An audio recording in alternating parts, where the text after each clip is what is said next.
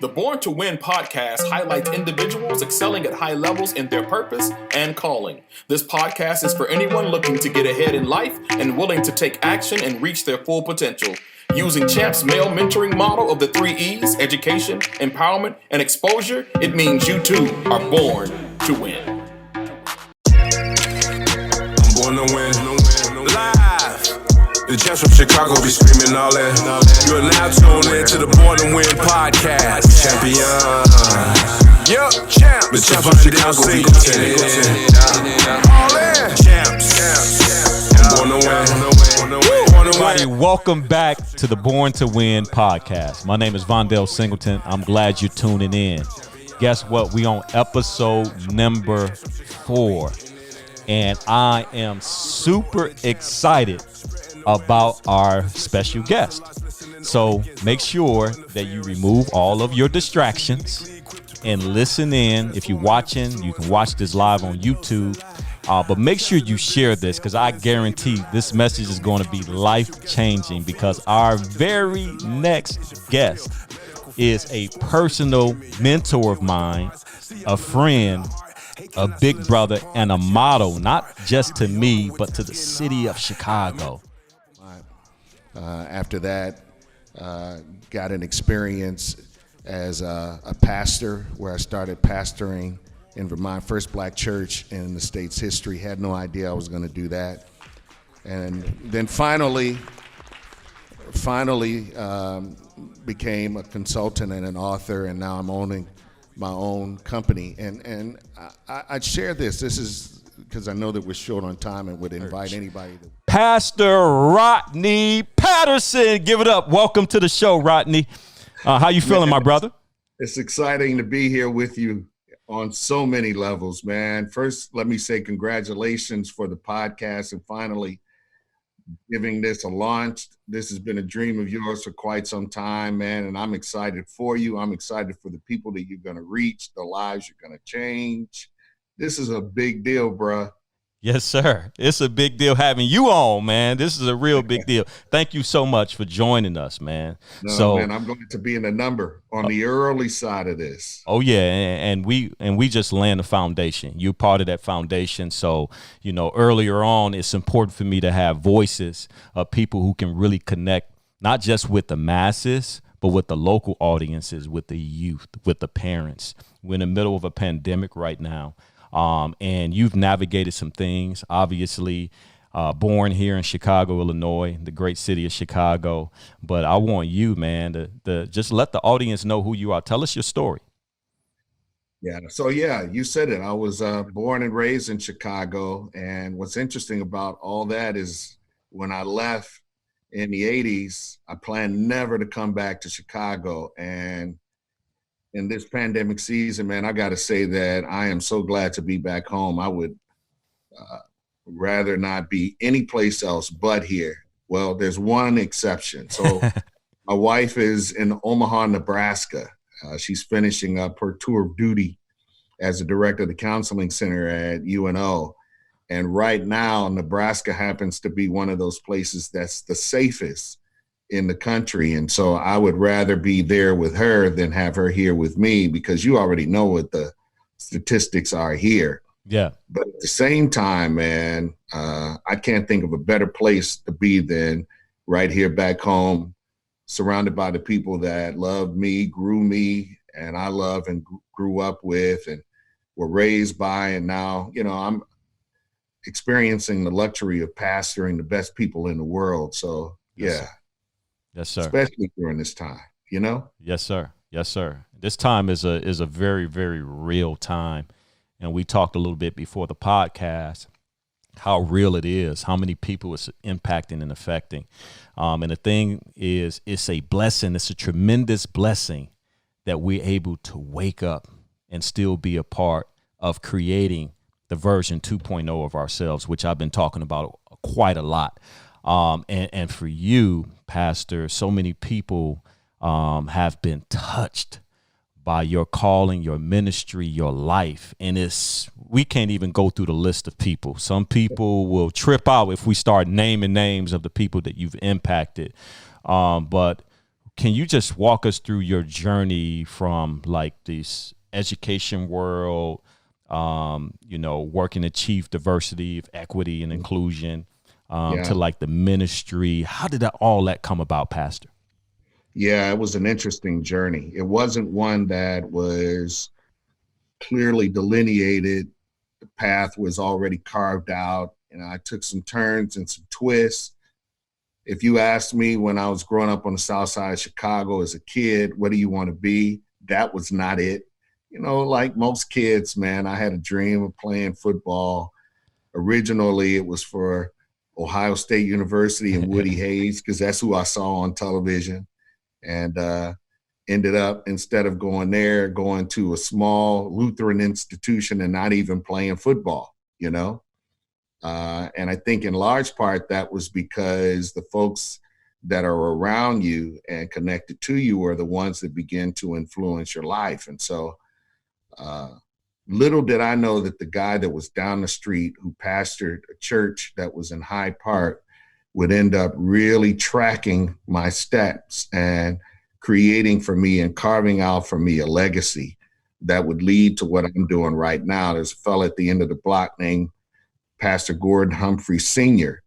And, he was just a giant of a guy, man. He only stood about 6 feet tall, but I thought he was the biggest man with the greatest personality in the world, and ended up being influenced by him and by his ministry, in large part because when I went to Hales Franciscan High School, friends of mine there led me to his church. I'd already known about him, but didn't have the privilege of going there until after high school. And it led me to receiving my calling in ministry, going to Valparaiso University, getting a degree, coming back, teaching back at Hales, and then going to grad school at Michigan State because of my wife, who was a part of that family, and her influence and connection to MSU. That led me to the University of Vermont, started doing some work there, started the first Black church in the state's history, went back to Michigan State and spent some time there.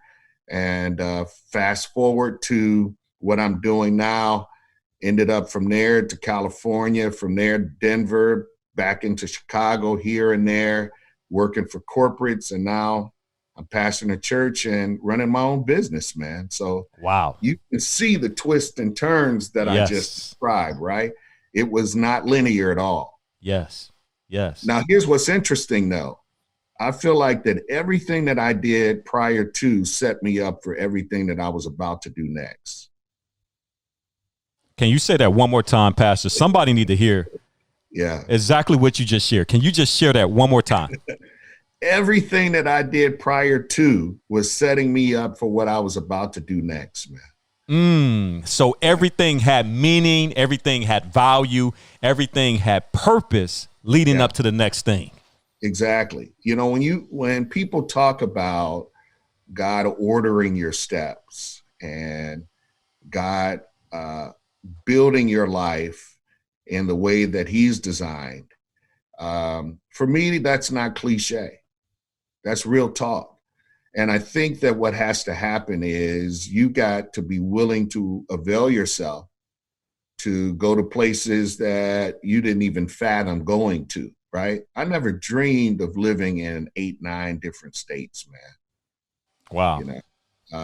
When I was growing up in Chicago, I did dream of leaving, but I also dreamt of coming back at some point. And then there was a point in my life when I said, I ain't never going back to Chicago.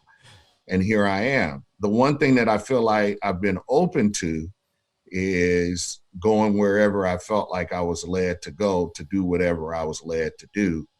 And what it did was it opened up some opportunities and made some unfathomable realities manifest right before my very eyes, man. So Pastor, I want to capture this because I think it's really important to really understand, like, for a lot of people, this is a time of uncertainty. And looking back over your life, I'm sure before you went to the next thing or moved to the next state, it was probably some anxiety there or some level of fear. or some level of stress. And I think it's important for us to let people know that the anxiety, the stress, the uncertainty that you experience and that you feel in making decisions is real. So can you walk us through what was like the thought process before you said, you know what, I'm going to go ahead and move. I'm going to leave and move to Michigan or to Vermont. What was that process like for you? What did you go through? Yeah, so I would start with going to Valparaiso. And when I went to Valparaiso, the luxury was it wasn't that far, 60 miles away. So it wasn't that far. The challenge was it was predominantly white. You know, I grew up inner city of Chicago, everybody Black in my community, went to Hales Franciscan, had a few white teachers, but man, that was the first time I really felt like I met folks that were not Black, that were almost as Black as I was. Wow. So there wasn't the level of discomfort that you typically ran into when you encountered white folks in the city, because, you know, we grew up during segregated times and all of that. But when I got to Valpo, it was a whole different landscape, whole different ball game. So that was the first hurdle where I had to get to a place where I had to render beyond my comfort zone and see the value in staying even when times got most challenging and most difficult. You know, worst encounter I had on campus was a run-in with the Klan. Is that right? Man, shoot. You had a run-in with the Ku Klux Klan, the KKK. Yeah. Tell us about that, Pastor. What happened? I was walking with a friend of mine down campus. It was right on the heels of a brother, one of the students on campus, unfortunately having a real bad run-in with another of our co-eds, and they got into an altercation. He had a knife on him. He ended up stabbing the guy, killing him. You know, the Klan always kind of lurked in that community from Crown Point to other areas around Indiana. There's a significant presence, and occasionally they would pop up, creep up on campus. But we were just taking a stroll, regular stroll down campus, and car drove up, Black Monte Carlo, drove up on us and told us, guy made a comment, I smell something really nasty. You better fear the Klan. You know, he had some expletives rolling out his mouth, and he said, we're going to kill you. And, you know, so I don't know, man. Youthfulness is crazy, right? Yes, it is. Instead of us walking back home, we walked further down campus. And then on our way back up campus was when they literally tried to run us off the road. And we ended up having to dodge into another building for safety. And then following that, I got a lot of the phone calls. This was way before cell phone days. I'd get the call at the dorm and nobody would be on the other end, and they'd hang up or they'd say something crazy. And, you know, so that went on for a little while too, man. And my old man said, no, you got to come home, man. But I stuck it out, graduated, got the degree, came back, started teaching at my alma mater, you know? Wow.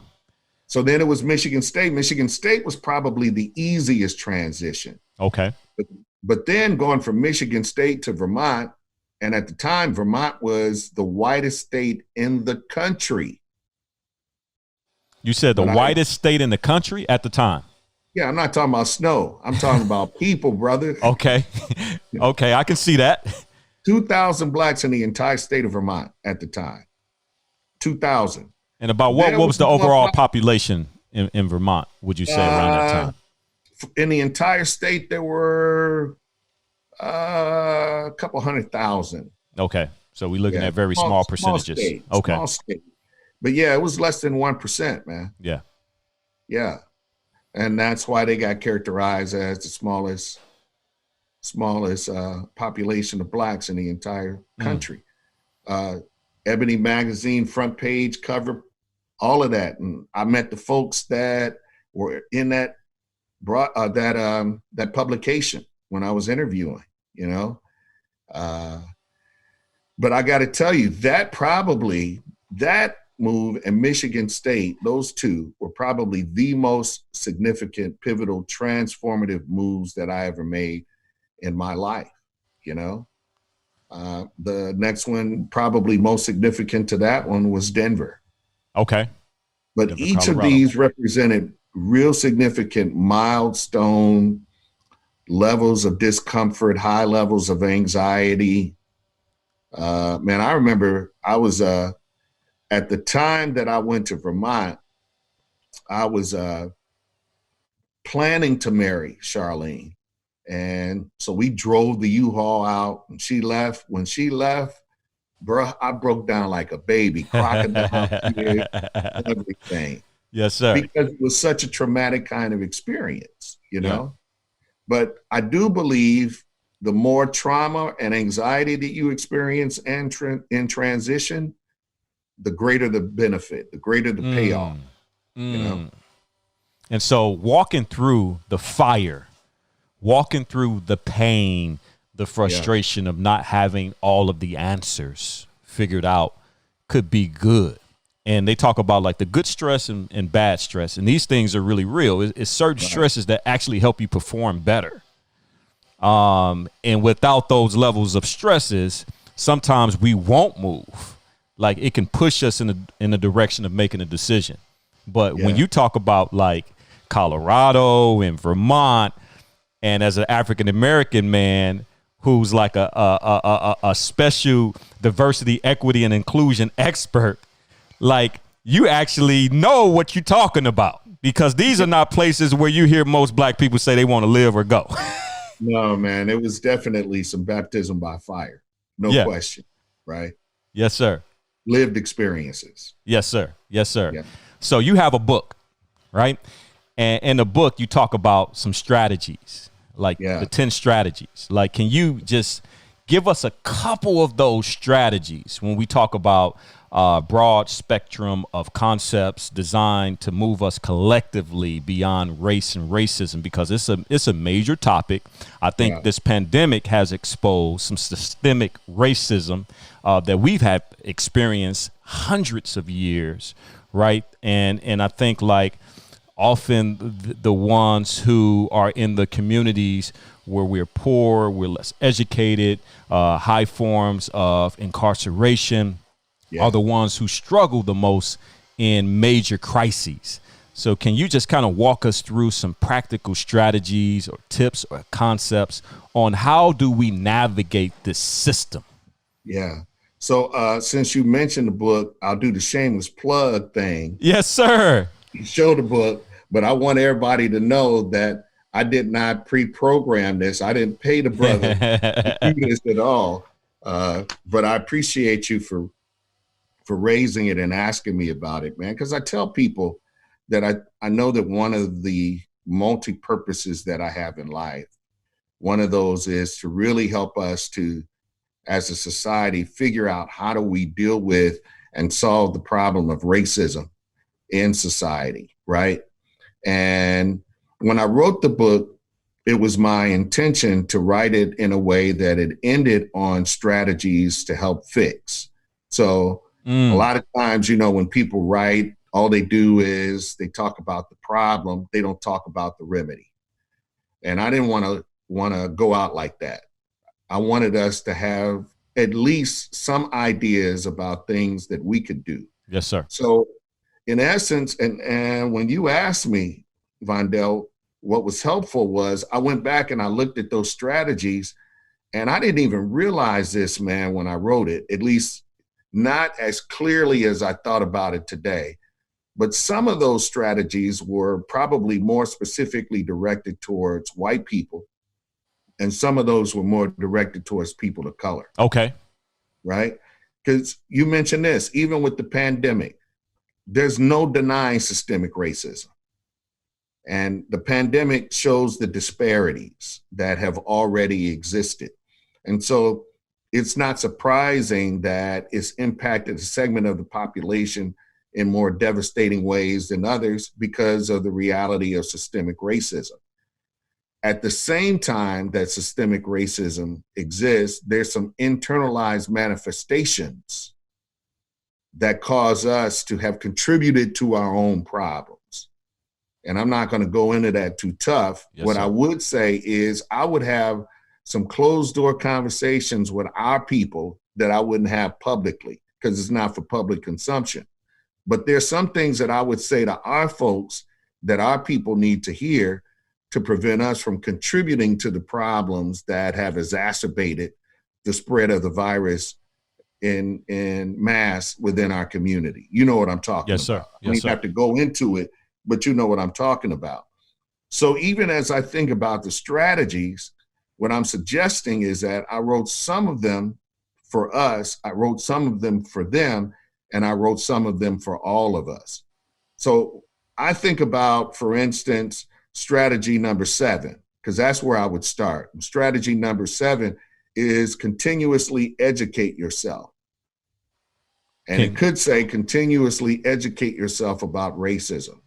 Good. So white people need to continuously educate themselves because the average white person has no clue of what racism is. And my big mama said, you can't fix what you don't understand.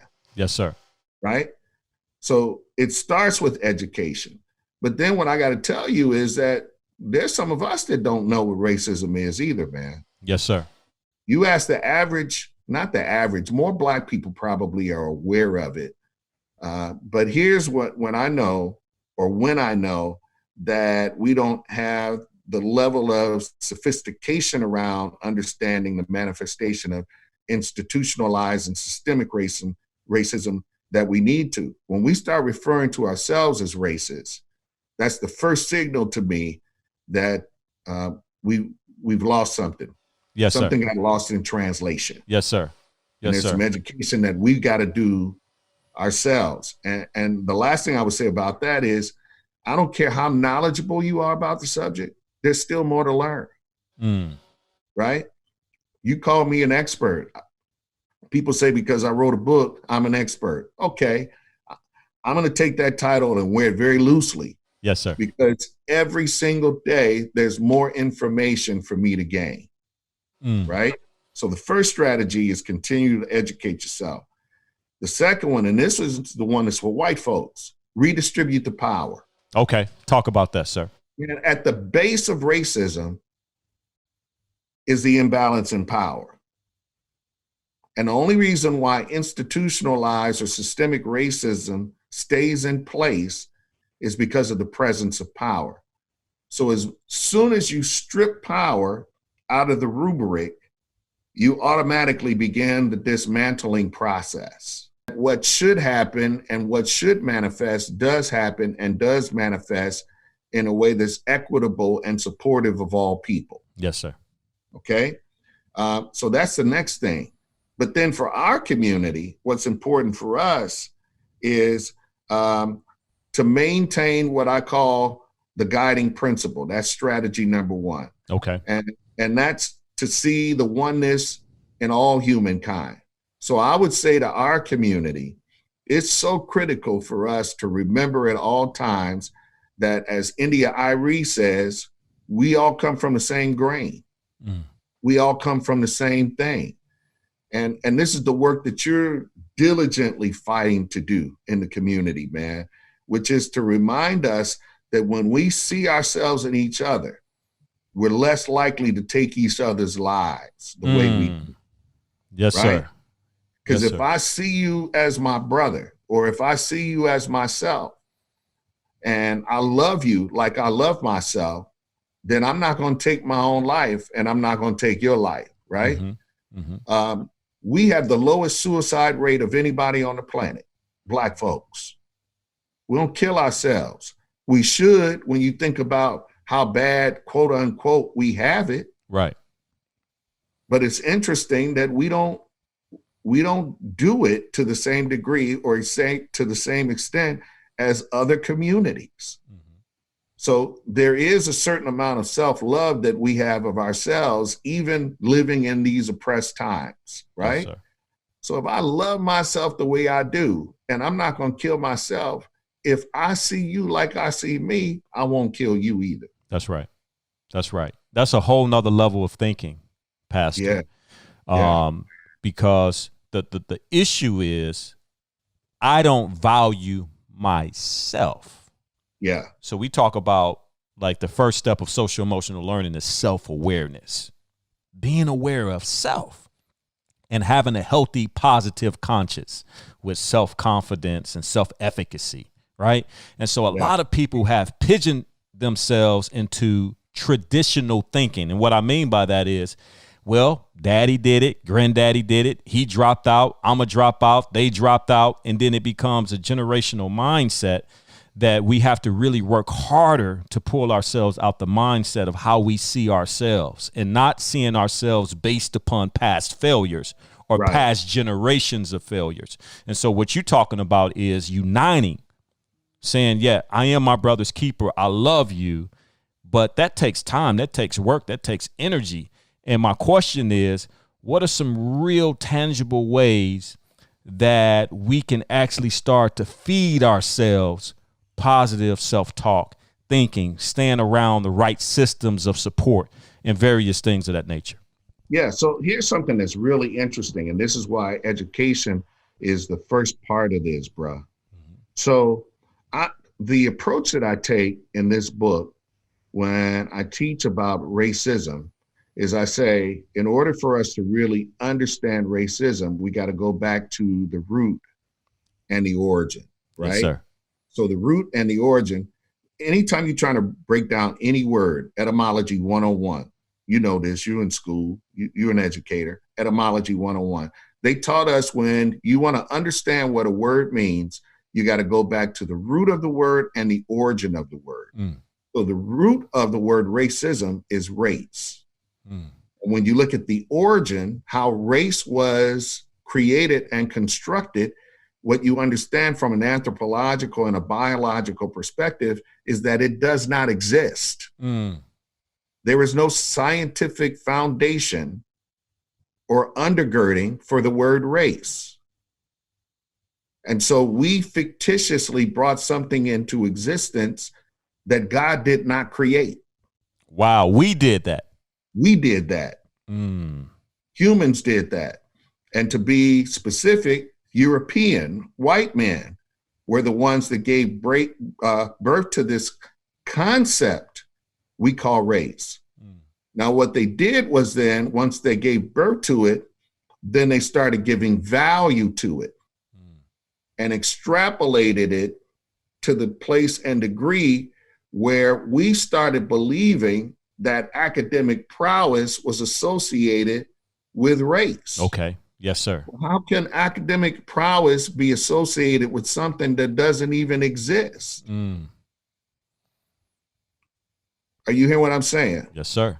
Yes, sir. So part of what we have to teach kids like me way back when was your race doesn't determine your academic capability. Because we were taught Black folks can't do math and Black folks can't do science. Well, here's the first flaw. Black is not a race. You know why? Because there's no such thing as race. We've got ethnic markers, but ethnicity is a matter of culture. And culture is something that's learned. It's not something that is naturally given to us. It's more a matter of nature. Wow. Right? Yes, sir. So part of what we got to do is we got to teach young Black boys and young Black girls that this does not define your academic capacity. Because all this is melanin content, and it ain't got nothing to do with here. So I go back to help people to understand that if there's no such thing as race, then race can't determine or decide or predetermine how smart or how dumb you are. You can be as smart as you want to be. Or you can be as dumb as you allow yourself to be. That's more a matter of what you choose to do versus what you choose not to do. So decisions and choices come into who I am, what I value, my attitudes and my beliefs about myself, about my potential, about my power, about my, again, going back to decisions. So we can't limit ourselves based upon something that was made up, race, right? And oftentimes it has been the stigma, and going back to generational curses or generational struggles that we've had. Your daddy was like this, your granddaddy was like this, you're going to be like this. And so a kid, we have to almost get them in a place. That's why our 3 E's: education, empowerment, and exposure. And your first strategy, I believe, was education. Education. Right? The formal and the informal part of education. Yeah, man. Generational curses are not DNA driven. Mm-hmm.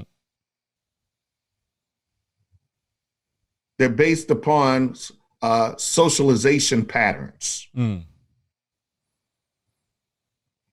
So, the closest we can get to DNA is mind mapping.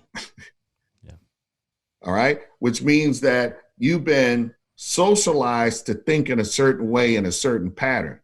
But that's why you got folks like Eric who used to talk about breaking cycles. Mm. Right. When Eric first came on the scene, everything was about breaking the cycle. Mm. And by the way, everybody, for those of you who don't know, he's talking about Eric Thomas, E.T., and we're going to get to him in a second. But I just wanted to add that in. When he's saying Eric, he's talking about Eric Thomas. Yeah. So when E first came to Michigan State, and I was spending as much time as I was, E was always talking about the importance of breaking the cycle of his parents and his. Hold on. Just set up the story. Tell us how in the world, because he just threw Eric's name out, and I want to give you some context to what he's saying. Because for those of you who don't know, this is actually one of Eric's mentors.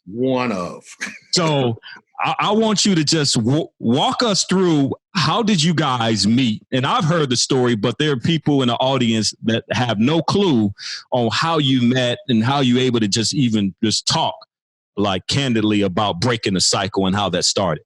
How did y'all meet? Okay, so we both attended the same conference, which was called the Black Man Think Tank. This was in Cincinnati. Man, it was either in the 90s, late 90s, or around 2000. I can't remember, but every year, Dr. Eric Abercrombie used to have this conference for Black men all across the country, man. And there were, probably a couple thousand of us there. But there was one fella that had significantly impacted many of us. And you asked me a question about books, a couple of books that have significantly impacted me.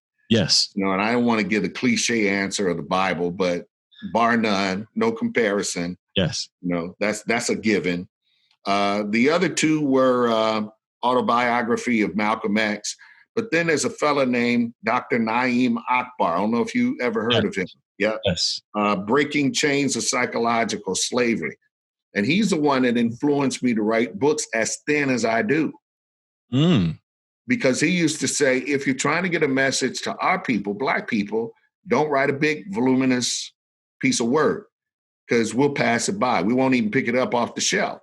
But keep it small and pack it with a lot of information. Mm.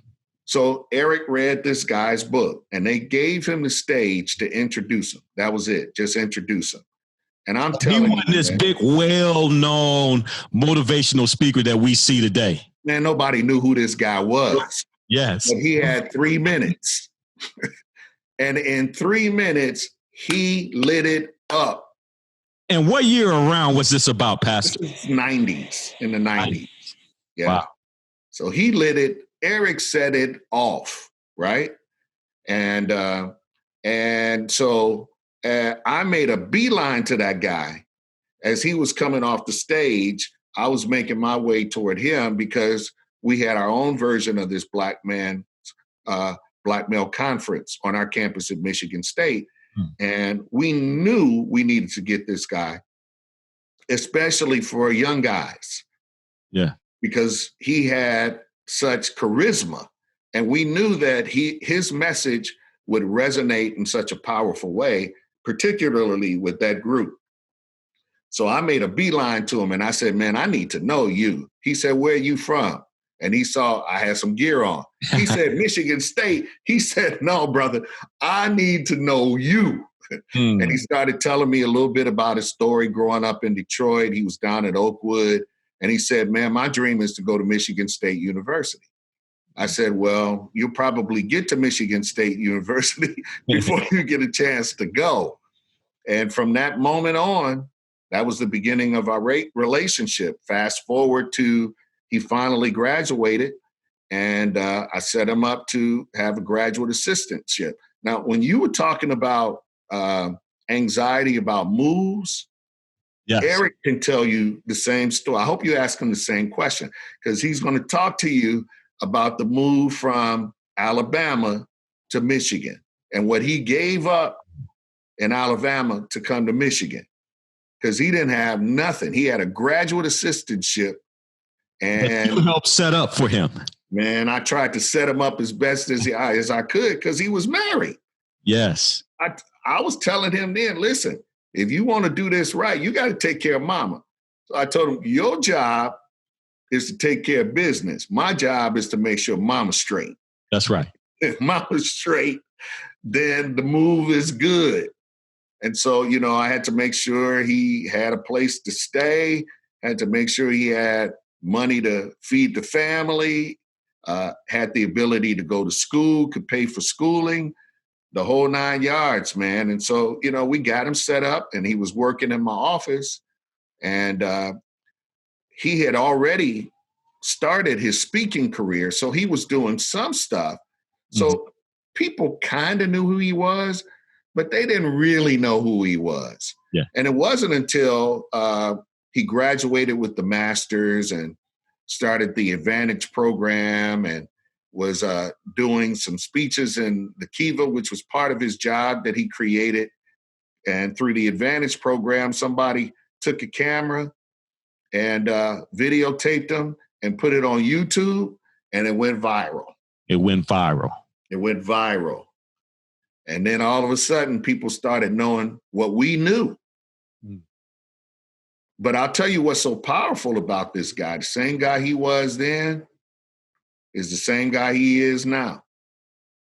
So much so that when we met for the first time. Yeah, you got to tell everybody this story, because, hey, listen, I want people to understand something. There is a power that's taking place, even in the world right now today. The power of connection, the power of mentorship, the power of discipleship. And that's why you have to be open to these connections. You have to follow through. And I had no idea how one thing would lead to the next. And so, so we got here because one of the brothers who's a member of Pastor Rodney's church is also a C.H.A.M.P.S mentor, and he kept telling me about the church parking lot. Like, he would come on Saturdays. It's like, hey, I need the C.H.A.M.P.S to come over and help with our church parking lot. We need some help. We need some help. We need some help. We need church parking lot. And he was like, yeah, I got an amazing pastor, but it was like the church parking lot. And so I think he was telling you that we got some guys that can come over and help with the church parking lot, but he was talking about C.H.A.M.P.S mentoring as well. So can you just walk us through how we connected? Yeah, so Kevin got us together, and then I came and hung out with you at the school and heard your story, and your story sounded too familiar. And I said, man, you remind me of one of my proteges from back at Michigan State, and I need this guy to know you, and I need you to know him, because you two are too much alike. And I used to do that with young guys all the time, man. And if I felt like he could help them, knowing the passion that he had for young brothers, people in general, but especially for young brothers, then I felt like I was obligated to try to connect folks with him, because that's what he expected of me. And I knew that if it was going to be transformative to them, getting connected to a guy like that was going to lead to all kind of personal transformation, right? So when I mentioned him to you, you said, E.T., The hip hop preacher? Yeah, exactly. And I was saying that because I got to set this up for you all. As an educator, administrator who's working in a school at Gary Comer College Prep, I love the work that I'm able to do. Noble has provided that opportunity for us to engage at a very high level in the inner city of Chicago. And I knew that once we formalized our program, we had to build our program in a way where it became cool to be a part of our program. It's cool to be a C.H.A.M.P.S member. You can ask our boys. They love being C.H.A.M.P.S member. It's cool to be a C.H.A.M.P.S member. So in 2015, we won the White House Film Festival. Right. President Obama invited us to the White House. We went. We took 35 young men from Chicago to Washington, D.C.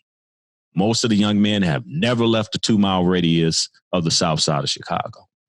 So we got into the lobby the next day, that Saturday. It was March 21st, 2015. I'll never forget it. We got into the lobby of the hotel because on March 20th, a few of us had the opportunity to be in the White House with the president for hours, just walking through the White House. It was just like an amazing, amazing opportunity.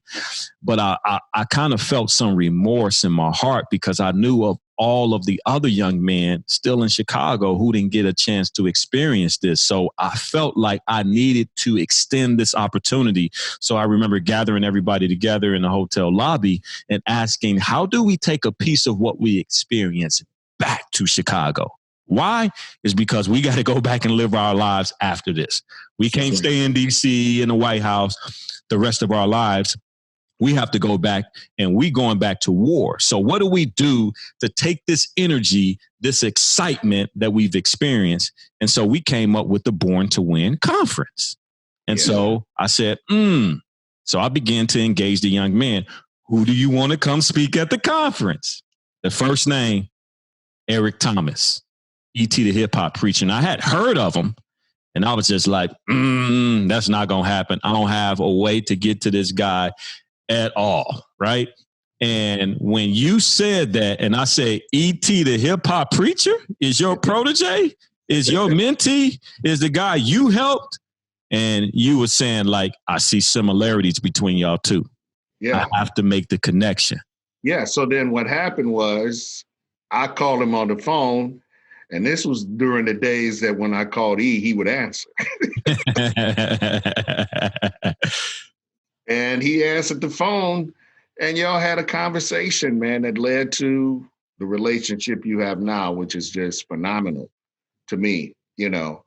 And I even wear that moniker of being his mentor lightly, because all I did was what I was supposed to do. I did what folks did for me, man. That's right. When I was on campus, there were some folks that helped me to get through.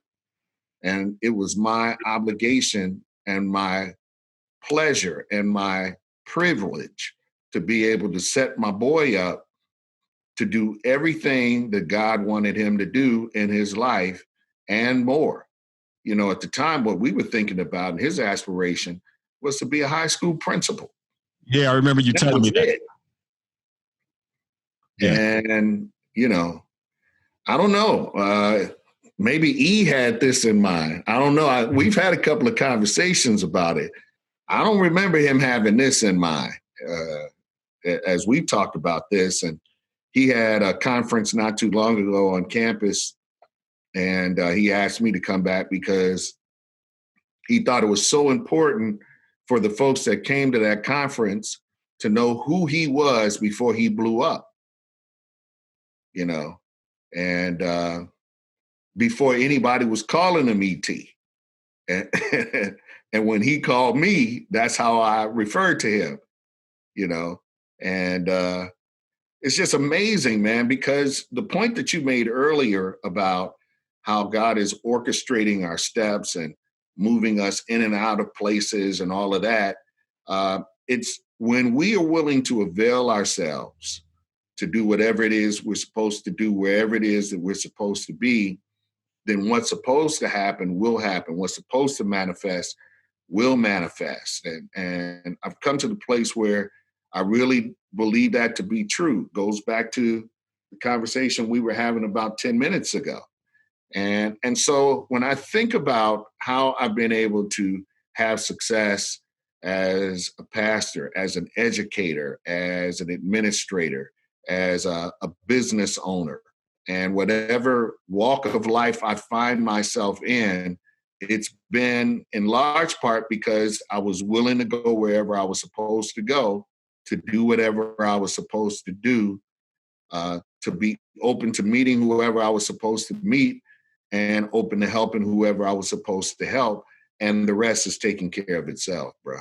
Yeah. And, and what's so interesting about the connection that you made, and it's really important for people to understand how we are so interconnected when we are on our purpose. Yeah. And we're in the right spaces and places. So when you connected me to ET and we started to talk, it was something very familiar about him. And he said the same thing about me. What happened was, come to find out, my mentor also connected with ET. And I was like, and ET was like, yeah, your mentor helped me get one of my first motivational speaking contracts. Right. And I said, get out of here. No, this can't be happening like this now. I talked to my mentor. He was like, yeah. I said, why you never? And he was like, you were in college at the time, but I did my part, helped you get to where you, and he was coming up. Nobody knew it. And so I was just like, wow. So it gave me much gratitude when we were at Marquette, all four of us. Brother Milwaukee. Yes, sir. Yeah. Steve Robertson, all four of us. And we took that picture and we had that conversation. It was really, really powerful. It made sense how you were able to take what you received from other mentors and influences and how you were able to pay it forward, how he was able to take what he got from others and pay it forward, and how we all kind of collectively understood that we here through the power of mentorship. That right there was so powerful. Yeah, man. And that's why for me, going back to that number one principle of us all being one is so essential, especially in our community, man. That when we begin to see ourselves as one and allow the manifestation of that to take place in a real kind of way, man, it connects us to the word that I learned through folks like Akbar was synergy. We acquire what's called a dynamic synergy, which is us taking our differences and bringing them together to amalgamize one huge entity that has the ability to do unfathomable stuff, man. You know? Synergy. I love that. When we synergize and we able to bring that synergy together from parts to a sum of the parts to create the whole. Yeah. Yeah, so we got to get into this. I know you talked about some of your books, but I also want you to kind of lean in with this for me. Like, how has a failure or the apparent failure in your life set you up for success? And the reason why I'm saying that is because a lot of people think that this is a failure moment, this pandemic. This is a failure moment. I can't do the things that I need to get done. I'm limited in my ability, where I think this could be where you see failure. I think this could be opportunity. So if you can just share, do you have a favorite failure moment that you've learned from? And if so, what was it? Yeah, I loved the question when I read it, when you asked me, because it caused me to stop and think about that for a minute. And then when you put it in the context of thinking about my favorite failure moment, that really, I had to dig deep. You know, I had to excavate, man. I had to pull out the jackhammer. I couldn't just get a shovel. I had to go back in the recesses of my mind. And man, I remember when I made the decision as a kid that I wanted to go to another high school than the local high school. My sisters went to Hirsch High School because that was the local high school. And I really didn't have a problem with Hirsch.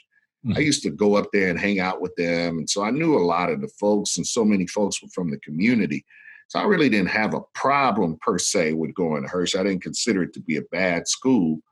But one day in school, one of my best buddies decided he wanted to go to Mendel. And when he said he was going to Mendel and he was going to play football, now remember, I got a football dream, right? Then I came home and said to my dad, I want to go to Mendel High School and I want to play football.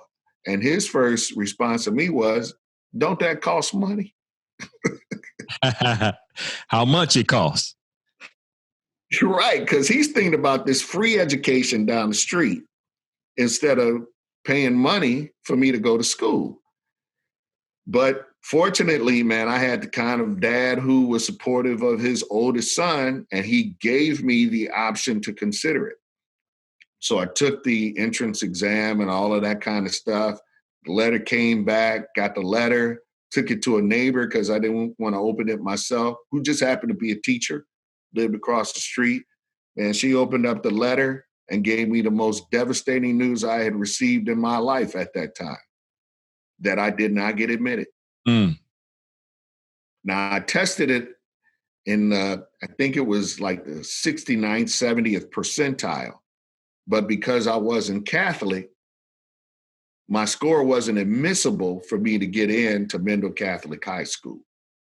Okay. And so I was destined to either go there to Hirsch High School, or I had talked my dad into the possibility of going to Finger High School. And the only reason why he's going to let me go there was because my auntie lived right across the street from the high school.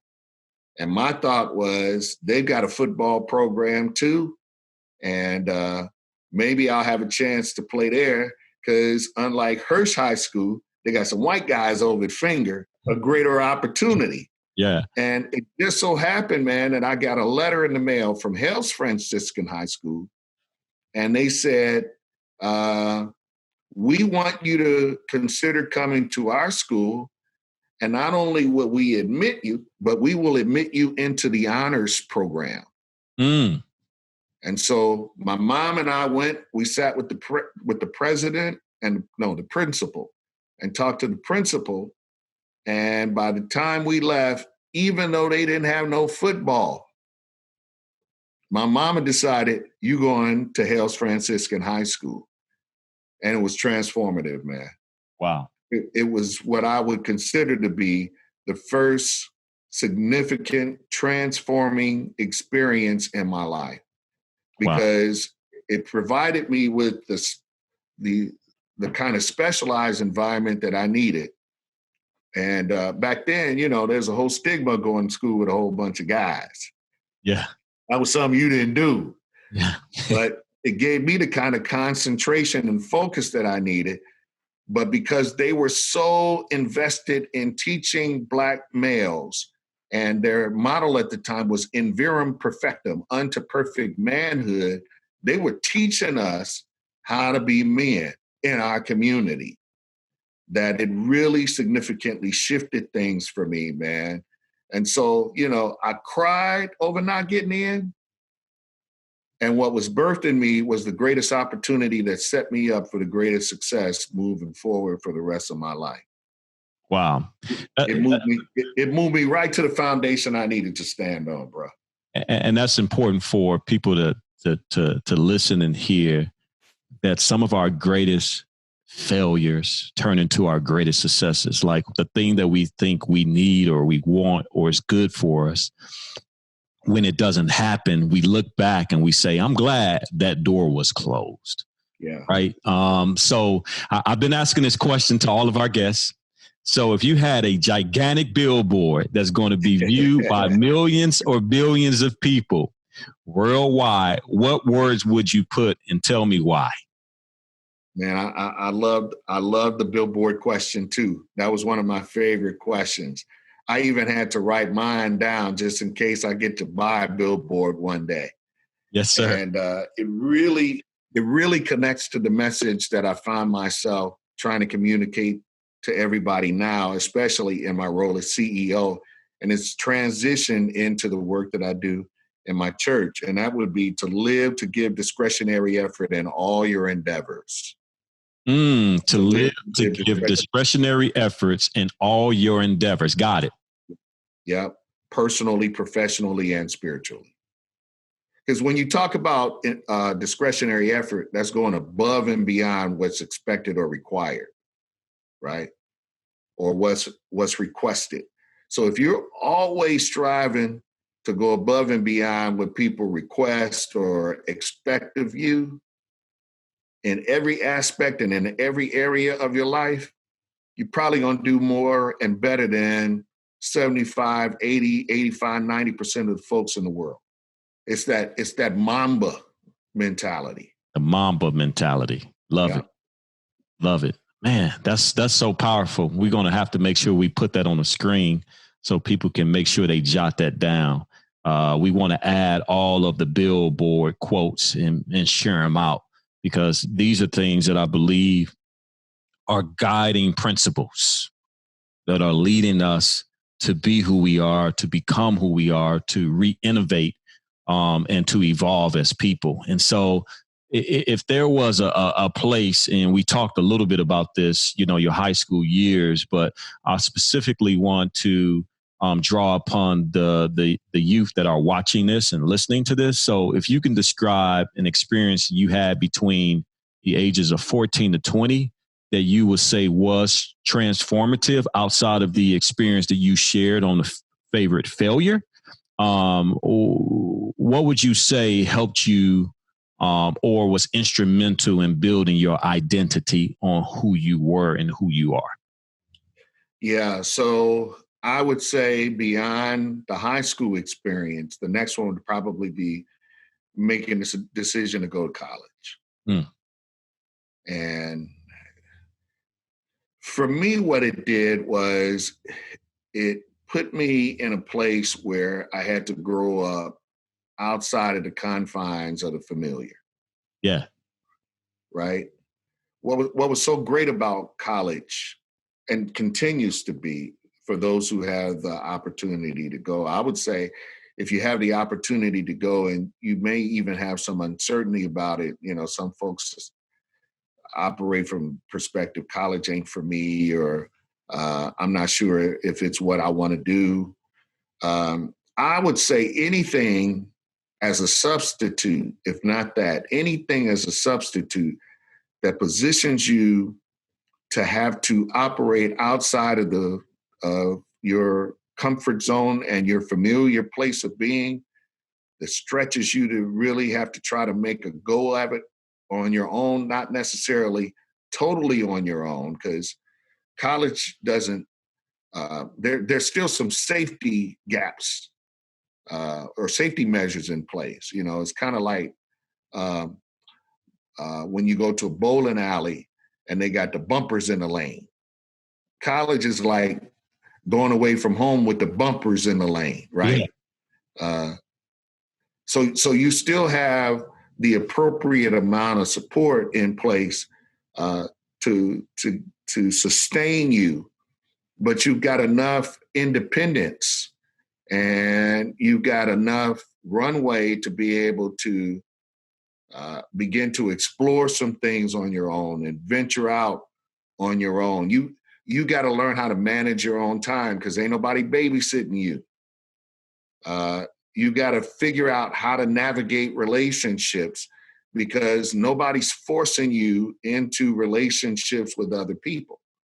And so it is a significant rite of passage that has already been pre-programmed into our society that I wish more folks would take advantage of, especially Black, brown folks. Yes, sir. Yes, sir. Yes, sir. So you kind of answer both questions on like the advice that you would give, a college student who's young, who's energetic, who's excited about going into the real world. And I think like for us, we have to continue to push the envelope in our communities about taking advantage of advanced education, right? So that may be college for some, it may be getting a trade for another, it may be getting a certification in something, but we have to advance ourselves. It's really vital. It's really important. And what better time to do it than now? Like the biggest concern that I have, and I heard about a brother who actually had a robbery yesterday at his restaurant. He was robbed at gunpoint yesterday here in Chicago. And my heart just broke because this is the thing that I saw when we were not in the schools, when the youth are not working and they are not engaged mentally, physically, or spiritually. Like they say, the idle mind is a devil's workshop, right? And so for us, this is also, again, an opportunity for us, if we have access to the internet, and let's not use it just to get on social media and be consumers of it. This is an opportunity to become producers. And so for me, I think having you on to kind of just provide a wide range of perspective for us is going to really help so many people say, you know what? The first strategy is to educate yourself. And we're going back to this education piece because I think it's so paramount. Like to educate yourself and then take the education and empower yourself and then exposure. Expose yourself to other opportunities, to other people. Reach out. Like this is a great opportunity to build your network. Right? Like people are at home, like get in if you on social media, get in Instagram, start DMing people that influence you, that you look up to, that you may not know, and they may give you time. And when you take that time, make sure that you prepared to ask the right questions to help you advance yourself. So, man, thank you so much, Pastor Rodney, for joining us. Can you give us any last words, anything you want to share? Yeah, and you talked about the advice to the young folks, going in. I was also thinking about the advice to the young folks that are coming out. Yeah. Because you talked about and asked a question earlier about when you're coming out and you're re-entering into the quote unquote real world, the kind of advice that they need. And I would say the one thing that I would encourage all of us to do, not just young folks, but what the pandemic has showed us at this point is we got to live every day like it's our last day, man. Yes, sir. Every single day like it's our last day. And if we're fortunate enough to have another day, try to live it so that eventually we find what I call the intersection between our purpose and our passion. Because wherever purpose and passion meet, if you're living in that space, then you're living to fulfill your life in a way that's going to make a difference, not only for you, but for everybody, And when you close your eyes and you're on the other side of your life. Podcast. Sorry. Say that again. Oh, no, you good. I was just talking with my wife. I'm going to edit that part out. She just walked in. Yeah. If you're living your life at the intersection of purpose and passion, then on the other side of it, when you close your eyes, man, you'll be able to look back and say, I lived like I was supposed to. I live like I was supposed to because I live in the intersection between purpose and passion. The intersection. Woo! I'm full. I done just had steak and potatoes. That's going to stick to me. That's some real meat. That's some real. Listen, the reason why we've created the Born to Win podcast, simply we believe that you are born to win in every situation in life, right? But again, it's going to be up to you to chew on these messages, right? And to apply the messages. Why? It's because you want your situation to change. Even if you feel like everything is blissful in your life, there are other levels that you have to get to because there are other people that are attached to that next level. Don't misunderstand what I'm saying. You have to get better. You have to go to the next level because there are other people on the next level. So the people that you're influencing now is for now. The people that you're going to touch, you're touching them now. But there are people that you've never met, that you've never had a conversation with, that will need to glean from the version 2.0 of yourself. So let's start now. Let's find what that passion is, that purpose is. And if you don't know, ask for help. Ask for help if you don't know. And so thank you so much, Pastor Rodney Patterson, for taking out your time, man, to join us on the Born to Win podcast. We believe that every young person is born to win in every situation in life. Thank you for listening to the Born to Win podcast. Would you consider making a donation to C.H.A.M.P.S? We are looking to provide senior class care packages and other essential items like food, hygiene, and toiletries for the families of our C.H.A.M.P.S mentees.